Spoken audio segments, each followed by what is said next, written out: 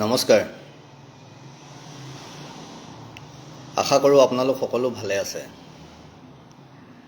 আজি আপোনালোকে বিষয়টো দেখিছেনে নাই মই নাজানো। যিটো বিষয় আজি 2টা দিন ধৰি চৰ্চিত হৈ আছে, মই নিজে আজি লজ্জিত, মই আজি নিজে অপমানিত বোধ কৰিছোঁ। মোক বিভিন্ন সময়ত বিভিন্নজনে বহু কথা ক'লে, মোক বহুত কটু কথা শুনালে। সামাজিকভাৱে মোক বাৰে বাৰে অপমানিত কৰাৰ চেষ্টা কৰা হ'ল, মোক তুচ্ছ তাচ্ছিল্য কৰা হ'ল। মোৰ ওপৰত বিভিন্ন সময়ত বিভিন্ন কথাক লৈ পেলাই বিভিন্ন থানাত সঁচাই মিছাই এসোপামান কেছ ৰুজু কৰা হ'ল। মোক লৈ হোৱা নোহোৱা বহুত ঘটনা বিভিন্নজনে বিভিন্ন ধৰণে প্ৰচাৰ কৰিলে, সামাজিক মাধ্যমত হওক বা বিভিন্ন সংবাদ মাধ্যমতেই নহওক কিয়। এই গোটেই কথাবোৰে কিন্তু এই সত্যৰঞ্জন বৰাক অপমানিত কৰাব পৰা নাছিলে বা এই সত্যৰঞ্জন বৰাক দুৰ্বল কৰাব পৰা নাছিলে। কিন্তু আজি লংকাকাণ্ডই, লংকাত যি ধৰণে এগৰাকী চিকিৎসকক, তাতে কৰোণা মহামাৰীৰ সময়ত এজন চিকিৎসকক যি ধৰণে মাৰধৰ কৰা হ'ল, এই কথাটোৱে আজি সত্যৰঞ্জন বৰাক ব্যথিত কৰিছে, লজ্জিত কৰিছে, অপমানিত কৰিছে। আজি মই সঁচাকেই লজ্জিত হৈছোঁ, অপমানিত হৈছোঁ আৰু যথেষ্ট কষ্ট পাইছোঁ। আৰু অসমবাসীৰ লগতে সমগ্ৰ ভাৰতবৰ্ষৰ ওচৰত, কাৰণ সংবাদ মাধ্যমত আমি বিভিন্ন বাতৰি দেখা পাইছোঁ যে অসমৰ এটা ঘটনাই ভাৰতৰ সন্মুখত লজ্জিত কৰিলে। আৰু সেইখিনি সময়ত মই লংকাৰ হৈ, মোৰ জন্মভূমি লংকা, আৰু লংকাত এনেকুৱা এক ঘটনা হোৱাৰ কাৰণে আজি মই অসমবাসীৰ লগতে সমগ্ৰ ভাৰতবাসীৰ ওচৰত মই আচলতে লজ্জিত বোধ কৰিছোঁ, মই অপমানিত হৈছোঁ আজি সঁচাকৈ। আজি মোৰ দুখ লাগিছে, আজি মই কষ্ট পাইছোঁ যে মোৰ জন্মঠাইত যি ঘটনা এচাম অসুৰে কৰিলে, সেই ঘটনাৰ কাৰণে আজি সমগ্ৰ অসমবাসীৰ ওচৰত মই লংকাৰ হৈ, হোজাই জিলাৰ হৈ, বিশেষকৈ লংকাৰ হৈ আপোনালোকৰ ওচৰত মই পুনৰবাৰ কৰজোৰে ক্ষমা প্ৰাৰ্থনা কৰিছোঁ। আপোনালোকে অন্ততঃ লংকা শব্দটোক, এই ঘটনাটোক কেন্দ্ৰ কৰি বেয়া বুলি নধৰিব। বহুতে কয়, আমি যেতিয়া স্কুলত পৰা আহিছিলোঁ, কলেজলৈ আহিছিলোঁ বা বিভিন্ন ঠাইলৈ গৈছিলোঁ, যেতিয়া সোধে আপোনাৰ ঘৰ ক'ত, যেতিয়া লংকা বুলি কওঁ, লংকা বুলি ক'লে এনেও কয় লংকালৈ গ'লে সকলো ৰাৱণ হয়, সকলোৱে লংকাৰ মানুহক ৰাৱণৰ লগত তুলনা কৰে। তেতিয়া ক'ৰবাত নিজে ভাবিছিলোঁ যে লংকা শব্দটো, যিটো শব্দৰ লগত আজি মই যি কথা কৈ আছোঁ, য'ৰ পৰা মই আহিছোঁ, সেই লংকাখনৰ পৰা আজি সেই লংকাখন এই ধৰণে অসমৰ আগত, ভাৰতৰ আগত অপমানিত হ'ব বুলি মই ভবা নাছিলোঁ। কিন্তু আজি হ'ল। যি ধৰণৰ কৰ্ম হৈ আছে অসমৰ বিভিন্ন ঠাইত হৈছে, বিভিন্ন সময়ত বিভিন্ন ঘটনা হৈছে। আপোনালোকে হয়তো মোক প্ৰশ্ন কৰিব পাৰে, অন্য সময়ত অন্য ঠাইবোৰ আপুনি নহয় নেকি? আপুনি তেতিয়া অপমানিত লজ্জিত বোধ নকৰে নেকি? কৰোঁ। কিন্তু যি টুকুৰা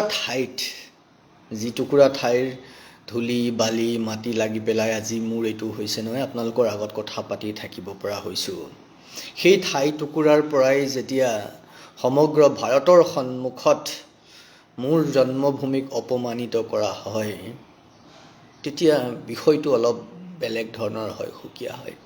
বহু সময়ত দেখিছোঁ বিভিন্নজনে কয় ড্ৰাগছৰ ৰমৰমীয়া ব্যৱসায় হোজাইৰ পৰা হৈ আছে, নাৰী দেহৰ ব্যৱসায় হোজাইৰ পৰা হৈছে, ধৰ্ষণৰ ঘটনা হৈছে, হত্যা হৈছে, চুৰ হৈছে, ডকাইত হৈছে, চুপাৰী চিণ্ডিকেট, কয়লাৰ চিণ্ডিকেট, গৰুৰ চিণ্ডিকেট হোজাইৰ পৰা হৈছে যেতিয়া বহুতে কয়, আৰু যেতিয়া আমি নিজেও বহু কথা জানো বিভিন্ন মহলৰ পৰা, তেতিয়া কথাবোৰে ক'ৰবাত কষ্টটো দিয়েই। কাৰণ কোনেও নিজৰ ঠাইখনক সেই ধৰণে নষ্ট হৈ যোৱাটো নিবিচাৰে। আৰু এনেকুৱা কিছুমান অসুৰৰ হাতত পৰি যেতিয়া নষ্ট হয়, তেতিয়া স্বাভাৱিকতেই আমাৰ দৰে মানুহবোৰৰ ক'ৰবাত নহয় ক'ৰবাত অলপ কষ্ট হয়। বন্ধুবোৰ, আজি যিটো ঘটনা লংকাত কৰিলে, একদম সৰু ল'ৰা পাছ কৰি ওলাই গৈছে, তেওঁলোকৰ যিটো মেণ্ডেটৰী থাকে, বাধ্যতামূলক থাকে, তেওঁলোকে ৰুৰেল এৰিয়ালৈ যাব লাগিব, তাত গৈ তেওঁলোকে চিকিৎসা সেৱা আগবঢ়াব লাগিব। নাই, মই এইটো নকওঁ যে ক'ভিডৰ নামত বিভিন্ন ধৰণৰ খেলিমেলি হোৱা নাই, মই সেইটো একে মুখেৰে ক'ব নোৱাৰোঁ, কাৰণ এনেকুৱা ধৰণৰ ঘটনা বহুত আছে যাৰ ওপৰত বহুত প্ৰশ্ন উঠিব পাৰে। কিন্তু সেই বুলি লংকাৰ যিটো ঘটনা ফুলতলিত, লংকাৰ পৰা অকণমান দূৰ, লংকাৰ পৰা আপোনাৰ 6-7 কিলোমিটাৰমান হ'ব আপোনাৰ লামডিঙৰ ফালে যোৱা ঠাই টুকুৰাত, গোটেই ঠাইখিনি লামডিং সমষ্টিটোত পৰে। গতিকে ইয়াত বিধায়ক শিবু মিশ্ৰই কি ভূমিকা লয় সেইটো চাবলগীয়া হ'ব। হোজাই জিলা লংকা আৰক্ষীয়ে কি ভূমিকা লয় সেইহেঁতেন মই গুচি গ'লোহেঁতেন। ভাবিছিলোঁ এবাৰ মোৰ ঠাইত এনেকুৱা এটা ঘটনা হৈছে, মোকনো কোনে বান্ধি ৰাখিব পাৰিব গুচি যাওঁ বুলি, কিন্তু ক'ৰবাত শুদ্ধ নহ'ব তেনেকৈ গুচি যোৱাটো, আইন অমান্য কৰা হ'ব, এইকাৰণে নগ'লোঁ। বাৰু যি নহওক, এতিয়া মূল কথাটো আহিছোঁ যে সেই লংকাতেই, মোৰ জন্মভূমি লংকাতেই, মোৰ ঘৰৰ পৰা 1 নং পাঞ্চালীৰ পৰা ঠিক আধা কিলোমিটাৰ 1 কিলোমিটাৰ আঁতৰত মাঘ বিহুৰ দিনা, মাঘ বিহুৰ পিছদিনা, মানে মাঘ বিহুৰ দিনাই 15 তাৰিখে, মাঘৰ বিহুৰ দিনা মই যেতিয়া মোৰ গাঁৱৰ কাষেৰে সেই ঠাইৰে গৈ আছিলোঁ হোজাইলৈ, মোৰ ওপৰত মই মছজিদৰ সন্মুখত থিয় হৈ পেলাই ফটো তুলিছিলোঁ বুলি একাংশই অভিযোগ কৰি আমাৰ ওপৰত আক্ৰমণ কৰিছিলে। আমাক শাৰীৰিকভাৱে অপদস্থ কৰা হৈছিলে, আমাৰ গাড়ী ভাঙিছিলে। সেই বিষয়টো এনেকুৱা এটা পৰ্যায় আহিছিলে যে এই পৰ্যায়টোত গৈ পেলাই আমাৰ লগত সেই সময়ত যিজন আৰক্ষী অধীক্ষক আছিলে হোজাই জিলাত, তেওঁৰ লগত আমাৰ বাক বিতণ্ডা হৈছিলে। তেতিয়া তেওঁ মোক এটা প্ৰশ্ন কৰিছিলে। আজি মই পুনৰ এই বিষয়টো এইকাৰণে আনিছোঁ, কাৰণ হোজাই জিলাখনত এনেকুৱা কিছুমান মানুহ বিভিন্ন সময়ত আছিল আৰু বিভিন্ন সময়ত আজিও মই নাই বুলি নকওঁ, কাৰণ আজি যিসকল মানুহ আছে তেওঁলোকৰ নিষ্ঠাৰ ওপৰত যিহেতু মই তেওঁলোকক, যিজন আৰক্ষী অধীক্ষক আছে তেওঁ ব্যক্তিগতভাৱে মই যিহেতু লগ পোৱা নাই, তেওঁৰ ভূমিকা কি মই ক'ব নোৱাৰোঁ, সেইটো মই ক'ব খোজা নাই। কিন্তু আগত যিজন SP আছিলে তেওঁলোকৰ নিচিনা বহু মানুহ বিভিন্ন সময়ত তেতিয়াও আছিল, আজিও আছিল, আৰু এই মানুহবোৰে সেই ধৰণৰ আসুৰিক প্ৰবৃত্তিবোৰ কিন্তু আগবঢ়াই থৈ গ'ল, জাগ্ৰত কৰি থৈ গ'ল, আৰু এই আসুৰিক প্ৰবৃত্তিবোৰক ফুৱেলিং কৰি থৈ গ'ল। বিভিন্ন সময়ত বিভিন্ন খবৰ আমি পাওঁ, লাভ জেহাদৰ নামত ছোৱালী লৈ যোৱা, সতীত্ব হনন কৰা, ধৰ্ষণ কৰা, জ্বলাই দিয়া, বিভিন্ন খবৰ আমি পাওঁ। নিজৰ ঠাই বুলি 2টা খবৰ বেছিকৈ পাওঁ।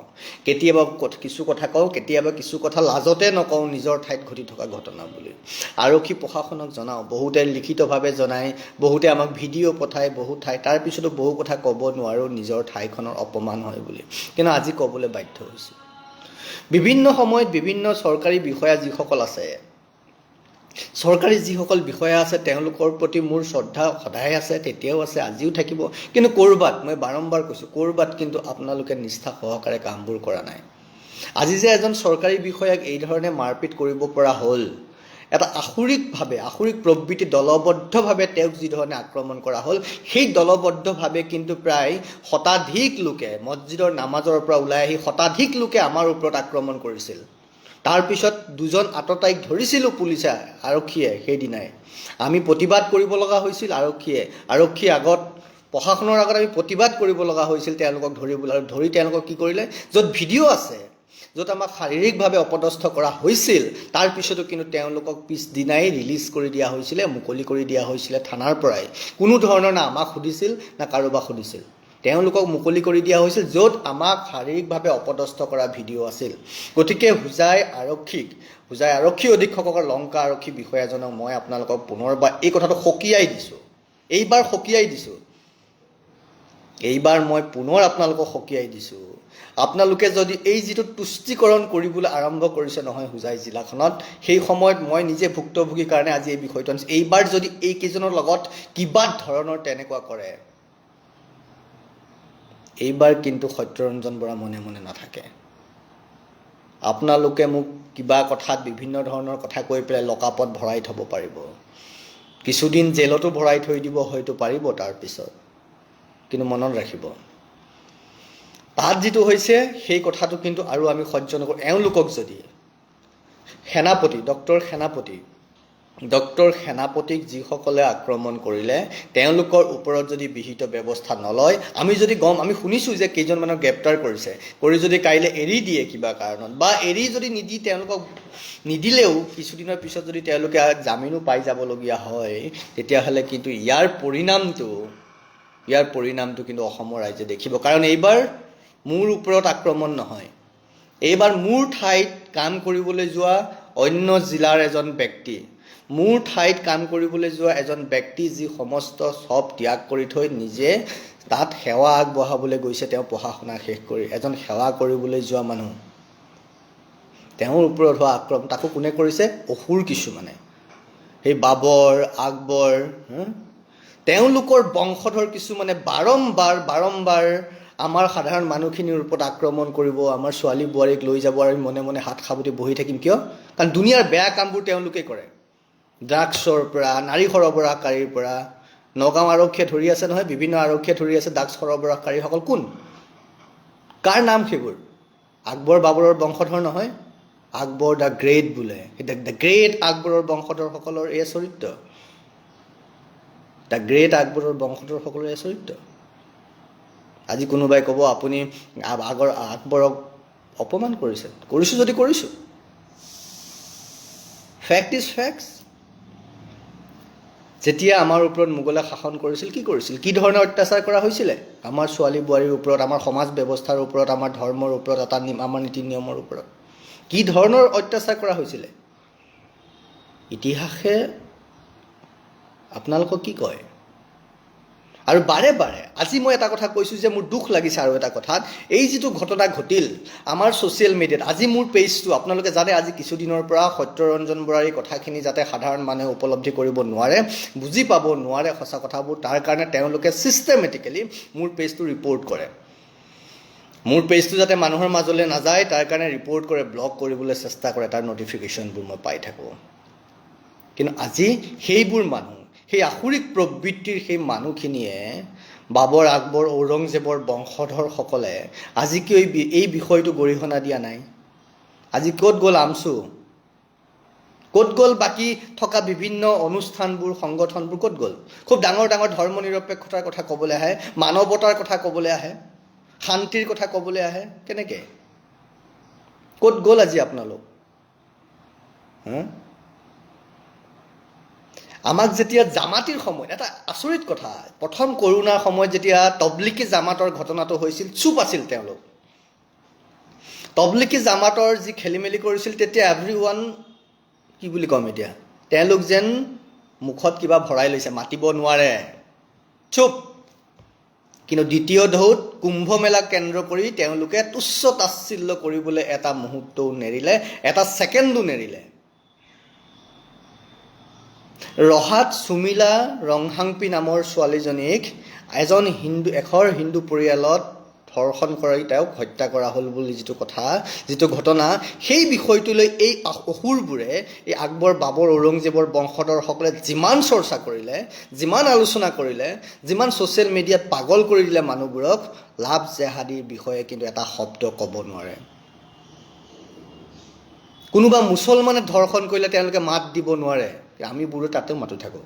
আৰু তাৰ লগতে আমাৰ কিছুমান চ' কল ছেকুলাৰিষ্ট, কমিউনিষ্ট কিছুমানে, বামপন্থীসকলে তেওঁলোকৰ ভৰিত ধৰি নিজৰ ৰাজপাট দখল কৰিব খোজে, নিজৰ ক্ষমতা দখল কৰিব খোজে। তেওঁলোকে উজান দিছিলে যে সুমিলা ৰংহাংপিক ন্যায় লাগে। আৰু তাৰ পিছতেই লখিমপুৰৰ এগৰাকী ছোৱালী, নাবালিকা ছোৱালী দীপশিখাক হত্যা কৰা হৈছিল। তেতিয়া কিন্তু সুমিলা ৰংহাংপিৰ হৈ চিঞৰা সেইচাম মানুহো নিমাত।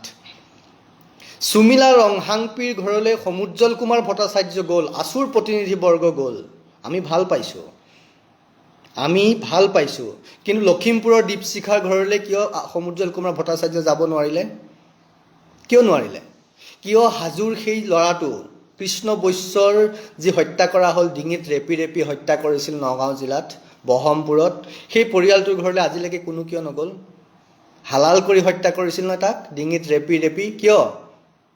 ক'ৰবাত আকবৰ, বাবৰৰ বংশধৰ জড়িত থকা বুলিয়েই নেকি? যদি সেই ৰংহাংপি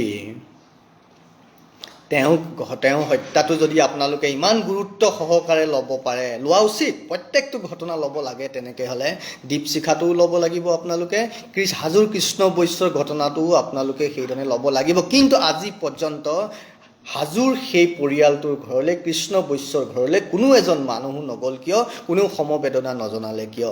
এহাল বৃদ্ধ পিতৃ মাতৃয়ে কি ধৰণে খাইছে, কি ধৰণে শুইছে, আজি কাৰোবাৰ সময় হৈছেনে? কিন্তু ৰাজনীতি কৰিব লাগে, ৰাজনীতি কৰিব লাগে। জনজাতিৰ ছোৱালী এজনী কোনোবাই, আন এজন হিন্দু মানুহে, হিন্দু পৰিয়ালৰ কোনোবা এজনে নষ্ট কৰিলে তাৰ কাৰণে ছ'চিয়েল মিডিয়াত প্ৰপগেণ্ডা কৰিব লাগে, এজেণ্ডা বনাব লাগে, নেৰেটিভ ছেট কৰিব লাগে, নেৰেটিভ ছেট কৰিব লাগে। এইবোৰ কি ভাবিছে? আমি মনে মনে চাই থাকিম? আমি কি মূৰ্খ? আমি কি স্বাৰ্থপৰ? সুমিলা ৰংহাংপিৰ বিষয়টো তল পৰিল, আজি নাই। সেইখিনি সময়ত ইমান আজি কি হ'ল? ক'ত গ'ল? কি কৰিলে? সুমিলা ৰংহাংপিক তেওঁলোকে ন্যায় দিয়ক, ন্যায় দিয়ক চিঞৰ বাখৰ কৰিলে। আজি আপোনালোক ক'ত? সুমিলা ৰংহাংপিৰ হৈ চিঞৰ বাখৰ কৰা সেইসকলে কিয় আজিলৈকে এবাৰো হাজোৰ সেই ল'ৰাজন, কৃষ্ণ বৈশ্যক ডিঙিত ৰেপি ৰেপি হত্যা কৰা সেই ল'ৰাজনৰ সেই ল'ৰাজনৰ সপক্ষে এটা শব্দও ক'ব নোৱাৰিলে, এটা মাতো মাত মাতিব নোৱাৰিলে? ক'ত অসম জাতীয় পৰিষদৰ সেইসকল? ক'ত অখিল গগৈ? ক'ত আন কোনোবা? সমুজ্জ্বল কুমাৰ ভট্ট? আপুনিতো দৌৰ মাৰিছিলে সুমিলা ৰংহাংপিৰ ঘৰত, ভাল পাইছোঁ, বেয়া পোৱা নাই, আপুনি গৈছে, আমি ভাল পাইছোঁ। কিন্তু আপুনি কৃষ্ণ বৈশ্যৰ ঘৰলৈ কিয় নাহিলে? আপুনি কৃষ্ণ বৈশ্যৰ ঘৰলৈ আপুনি কিয় যাব নোৱাৰিলে? কিয় আহিব নোৱাৰিলে কোনো এজন প্ৰতিনিধি? কাৰণ তেওঁ ৰাষ্ট্ৰীয় স্বয়ংসেৱক সংঘৰ স্বয়ংসেৱক আছিল, সেইকাৰণেই তেওঁ এজন সাধাৰণ মানুহ আছিল, সেইকাৰণেই তেওঁ ঘৰলৈ গ'লে আপোনালোকৰ ৰাজনীতি নহ'ব, সেইকাৰণেই। আজি লংকাত যিটো হ'ল সেই গোটেই বিষয়টোতো আপোনালোক নিমাত। কুম্ভ মেলাক আপোনালোকে গালি পাৰিব পাৰে, তবলিকি জামাতক লৈ আপোনালোকে মাতো মাতিব নোৱাৰে। সেইকাৰণে হয়তো আজিও এই বিষয়টো লৈ কোনো এজন মুছলমান মানুহে বা তথাকথিত ধৰ্মনিৰপেক্ষ মানুহে, লেফটিষ্ট মানুহে এই বিষয়টো যিধৰণে আলোচনা কৰিব লাগিছিল নাই কৰা। আচলতে তেওঁলোকে কৰিব নোৱাৰে, কৰিবলৈ তেওঁলোকৰ সাহস নাই। গতিকে হোজাই আৰক্ষীক মই কৈছোঁ, মোৰ ঠাই লংকাৰ পৰাই অপমানিত হৈছে। গতিকে এই অপমান যি কৰিছে নহয়, সমগ্ৰ ভাৰতবৰ্ষৰ আগত যি বৰ্বৰ কৰ্ম হৈছে, এই কৰ্ম কৰিবলৈ আপোনালোকে উচতনি দিছে বিভিন্ন সময়ত আপোনালোকে উচতনি দিছে। এই উচতনি যদি আৰু আমি দেখা পাই থাকোঁ, তেতিয়াহ'লে কিন্তু পৰৱৰ্তী সময়ত আমাক বেয়া নাপাব। আমি বহুত সহ্য কৰি থাকিব পৰা মানুহ, হিন্দু হয় কাৰণে সহ্য কৰি আছোঁ আৰু সহ্য কৰি আহিছোঁ। কিন্তু কিমানলৈকে? বলীয়া কুকুৰ, মানে ঘৰত থকা কুকুৰটো যেতিয়া পাগল হয়, যেতিয়া য'ত ত'ত যাক তাক কামুৰি ফুৰিবলৈ ধৰে, সেই কুকুৰটোকো গৃহস্থই নিজে মাৰি পেলায়। আৰু এইবোৰতো অসুৰ, বাৰম্বাৰ আমাক অপমানিত কৰিছে, বলিয়াৰ দৰে উন্মাদ হৈ আমাৰ ওপৰত আক্ৰমণ কৰিছে। 15 জানুৱাৰীৰ দিনা লস্কৰ পথাৰত আমাৰ ওপৰত, অন্যান্য বিভিন্ন সময়তো বিভিন্ন কথা আছেই। আৰু যোৱাকালি এজন ডাক্তৰৰ ওপৰত, ডক্টৰ সেনাপতিৰ ওপৰত। ইয়াৰ পিছতো যদি আপোনালোকে নকৰে, ইয়াৰ পিছতো যদি হোজাই জিলা প্ৰশাসনে ভাবে যে ড্ৰাগছৰ ব্যৱসায়, নাৰী সৰবৰাহকাৰীৰ পৰা আৰম্ভ কৰি গৰু চিণ্ডিকেটৰ পৰা আৰম্ভ কৰি, আমাৰ হাতলৈ খবৰ আহে গৰু সেইফালেদি পাৰ হয়, হোজাই পুলিচে গমেই নাপায়। সুধিলে কয় নাই আমি আছোঁ, মই থকালৈকে এইটো হ'ব নোৱাৰে। তে কেনেকৈ হৈ থাকে? খবৰ কেনেকৈ ওলায়?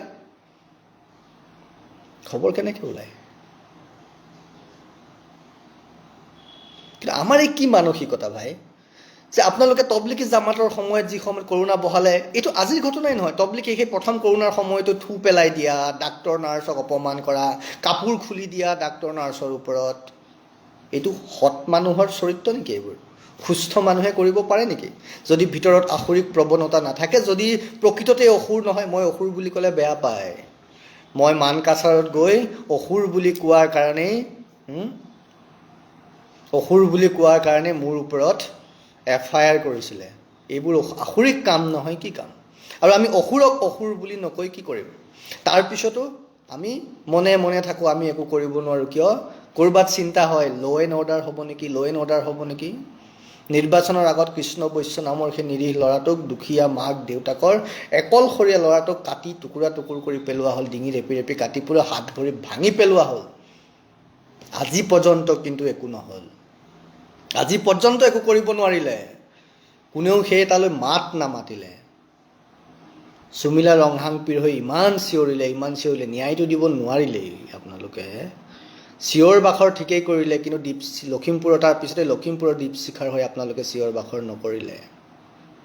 ধুবুৰীত দুগৰাকী ছোৱালীক উলংগ অৱস্থাত গাঁতত উদ্ধাৰ কৰিছিলে, তাক লৈ চিঞৰ বাখৰ নহ'ল, কিয়নো তাতো জড়িত আছিল। কোন জড়িত আছিল কোনেও নকয়, না আৰক্ষীয়ে নাম কয় না গাঁৱৰ মানুহে নাম কয়। কিয় নকয়? নামবোৰ কিজানিবা আকবৰ ঔৰংজেবৰ বংশধৰে ওলায়, সেইকাৰণে নাম নকয়। কিজানিবা কমিউনেল ভাইলেঞ্চ হ'ব, নাম নকয়। দৰঙত সৌসিদিনা এগৰাকী বড়ো ছোৱালীক নষ্ট কৰি পেলোৱা হ'ল, কোনো নগ'ল।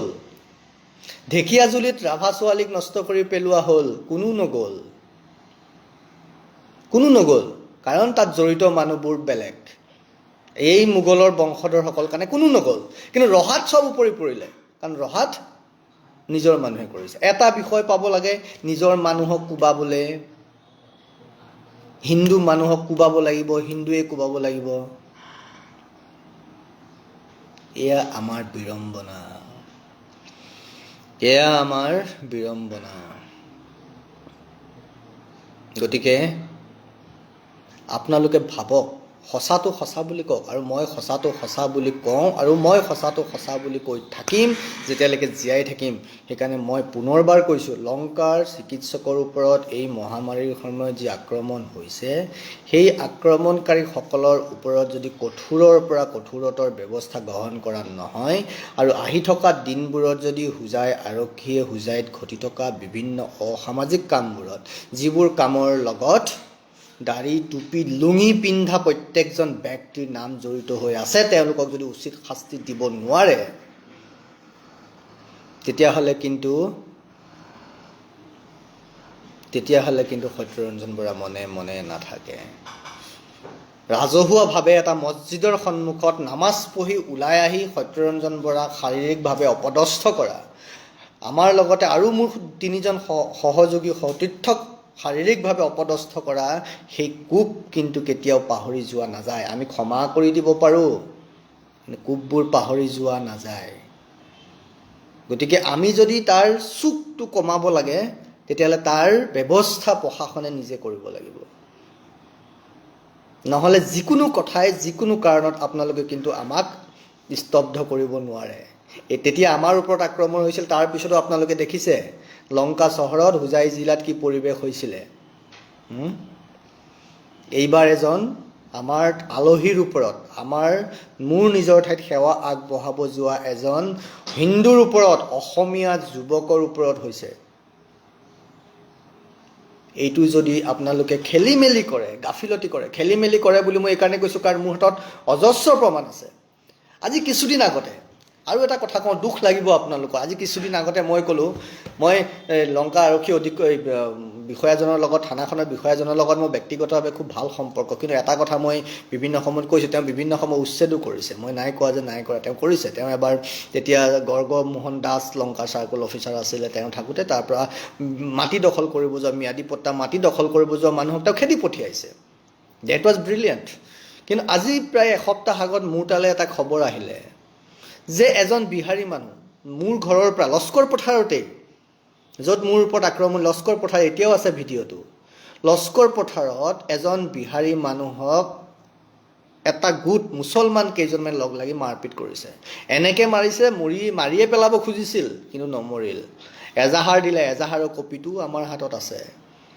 মই আৰক্ষীক সুধিলোঁ বিষয়টো কি, ক'লে এইটো কিবা ঘৰুৱা কথা যদি এজন মুছলমান এজন বিহাৰী দুটা লাগিব লাগিছিল, গোটেই মানুহবোৰ লগ লাগি কিয় এজন মানুহক মাৰা হ'ল? কৈছে এইটো মই চাই ল'ম। কি চালে নাজানিলোঁ। মুছলমান আহিলেই চাই ল'ম। কিয় চাই ল'ব? এই চাই ল'ম বুলি কৈ যে একো নহয়, আমি মানে তেওঁলোকক উঠাই আছোঁ, এম্পাৱাৰ কৰি আছোঁ।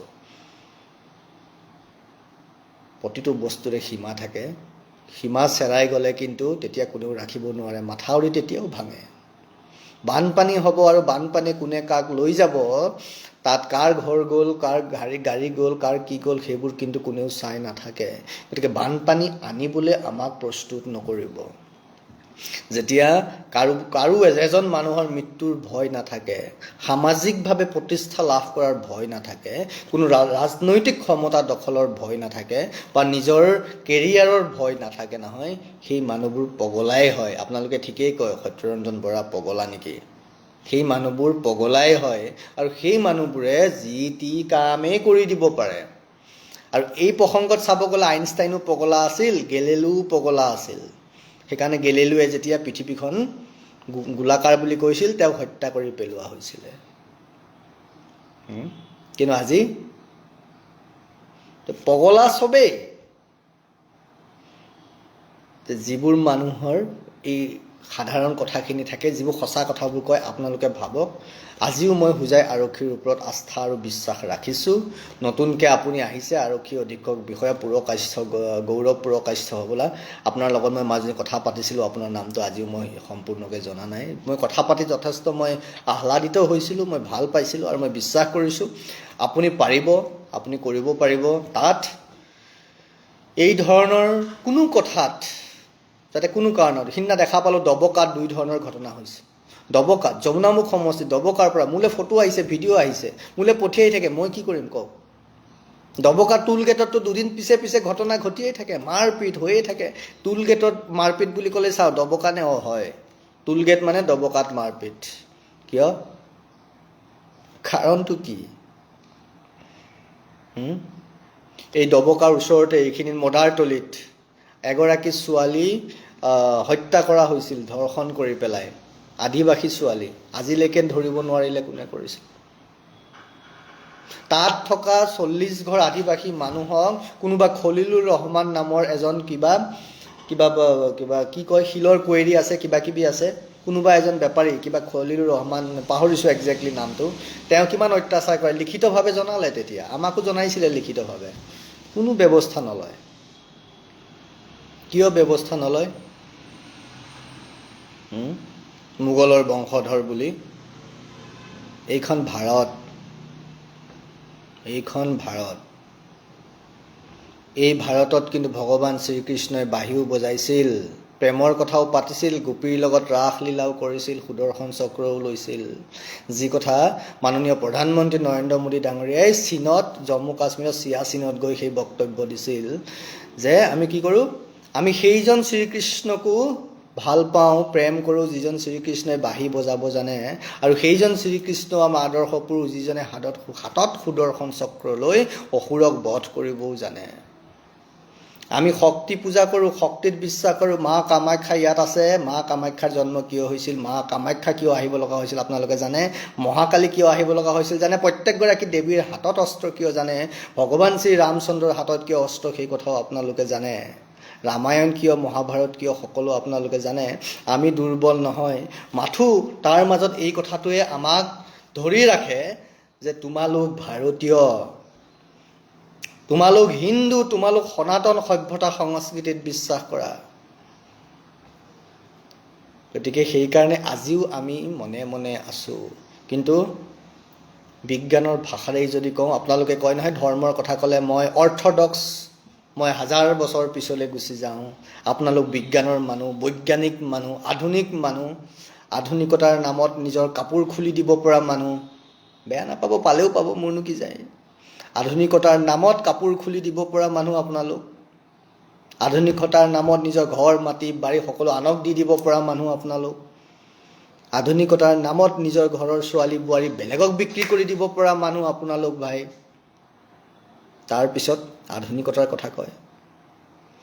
আমাৰ ভাৰতবৰ্ষই শিকালে নিজে হোৱা, নিজৰ ভিতৰত চোৱা, সকলোকে ভগৱান, আমি সকলোকে ভগৱান বুলি ল'লোঁ, আৰু বাহিৰৰবোৰে নিজকে শ্ৰেষ্ঠ সজাব গৈ আমাৰ চিন্তাক কলীয়া চিন্তা, কিবা পুৰণি চিন্তা, ফকতীয়া চিন্তা, আমাকেই হাঁহিয়তাৰ পাত্ৰ বনাই দিয়ে। আমি যেতিয়া কওঁ আমি অৰ্থডক্স, আমি সাম্প্ৰদায়িক, আমি কমিউনেল, তাৰ আঁৰত তেওঁলোকে নিজৰ কামবোৰ কৰি থাকে।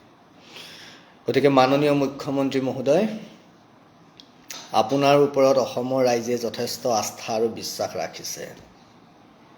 ব্যক্তিগতভাৱে মই ৰাখিছোঁ নে এইটো বেলেগ কথা, কিন্তু অসমৰ ৰাইজে আপোনাৰ ওপৰত আস্থা বিশ্বাস ৰাখিছে।